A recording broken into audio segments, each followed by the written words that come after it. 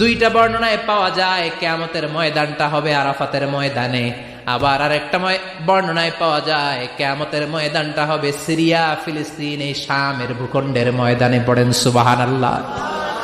সাইয়েদনা ঈসা আলাইহিস সালাম দাজ্জালকে হত্যা করার জন্য বাংলাদেশে নামবে না, দাজ্জালকে হত্যা করার জন্য সৌদি আরবেও নামবে না, মিশরেও নামবে না, ইরাকেও নামবে না, লেবাননেও নামবে না, আলজেরিয়াতেও নামবে না, তিউনিসিয়াতেও নামবে না, মরক্কোতেও নামবে না। সাইয়েদনা ঈসা আলাইহিস সালাম দাজ্জালকে হত্যা করার জন্য ফিলিস্তিনের দামেস্কের জামে মসজিদের সবচেয়ে বড় মিনারার পাশে দুইজন ফেরেশতার পাখার উপরে ভর করে জমিনে নেমে আসবেন। এই জায়গাটা অনেক গুরুত্বপূর্ণ জায়গা। আল্লাহ বলেছেন বারাকনা হাওলা, এই পুরো এলাকাটাকে আমি বরকত দিয়ে ছেয়ে দিয়েছি। পড়েন আল্লাহু আকবার।